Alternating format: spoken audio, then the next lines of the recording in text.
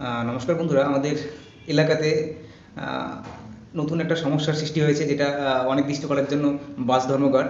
যার কারণটা আ আমাদের যে নতুন বিএনএস ভারতীয় ন্যায় সংহিতা আ এসছে আমাদের পার্লামেন্টে, বিল পাস হয়ে গেছে এবং প্রেসিডেন্টেরও অ্যাসেন্ট আমরা পেয়ে গেছি সেই বিলটাতে, আইনটাতে। এখন সেটা আইনে পরিণত হয়েছে, কিন্তু এখনো পর্যন্ত এনাক্টমেন্ট হয়নি। এনাক্টমেন্টটা আশা করছি 2024-এর মধ্যে হয়ে যাবে। এবার এই বাস মালিকদের বা বাস ড্রাইভারদের যে সমস্যাটা, সেই সমস্যাটা ছোট্ট করে বলি।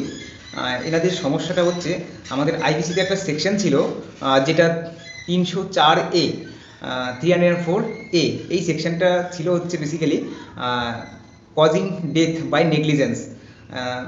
নেগলিজেন্সের দ্বারা যদি কোনো মৃত্যু হয়, তবে যার নেগলিজেন্সের জন্য মৃত্যুটা হচ্ছে, তার কি পানিশমেন্টটা হবে। এই পানিশমেন্টটা ম্যাক্সিমাম ছিল 2 ইয়ার্স, 2 বছর পর্যন্ত তার কারাদণ্ড হতো। এখন যে আমরা নতুন ভারতীয় ন্যায় সংহিতা পেতে চলেছি, বিএনএস, এই আইনে এই সেকশনটা 104-এ আমরা এখন নতুন পাবো।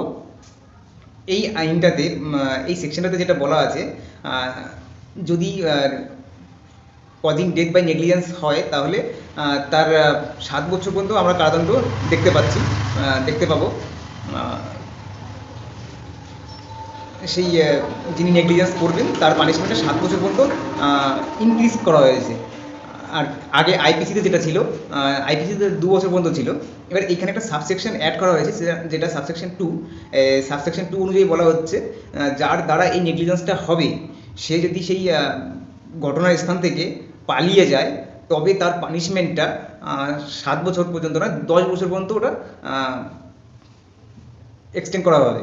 তো এবার এটা বেসিক্যালি ফান্ডাটা একটু ছোট্ট করে বলি। যখন আগে আমরা দেখতাম, যখন রাস্তায় কোনো পথ দুর্ঘটনায় কেউ মারা যেত, যে গাড়িতে অ্যাক্সিডেন্টটা হতো, সেই গাড়িটা সেই জায়গাতে স্কেপ করে যেত, পালিয়ে যেত।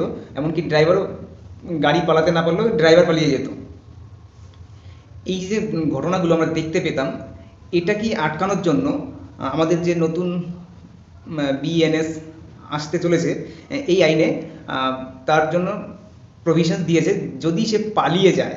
কারণ যে ভিকটিম, যার অ্যাক্সিডেন্ট হয়েছে, তাকে যদি সে হসপিটালে না নিয়ে যায়, বা যে ঘটনাটা, যে অ্যাক্সিডেন্টটা ঘটিয়েছে, সেটা ইমিডিয়েট পুলিশ অফিসার বা নিয়ারেস্ট ম্যাজিস্ট্রেটের কাছে তাকে ইনফর্ম করতে হবে।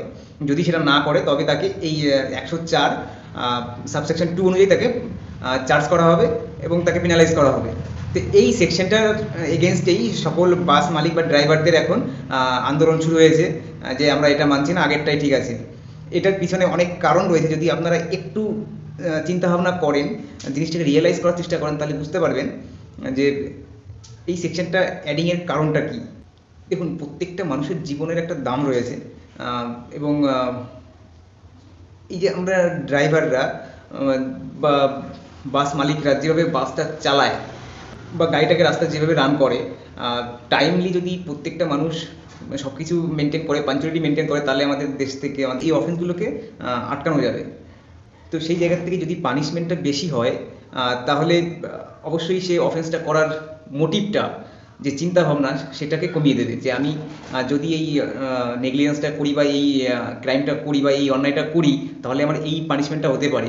তো সেই জায়গার থেকে সে তখন নিজেকে শুধানোর চেষ্টা করবে, এবং ক্রাইম লেভেলটা অনেকটা কমবে। তো আশা করছি এটা সাধারণ মানুষ ইজিলি নিজেদের মধ্যে টেক আপ করতে পারবে, এবং আমাদের যে নতুন আইনটা আসতে চলেছে, আইনটা অবশ্যই আমাদের জনগণের জন্য হেল্পফুল হবে।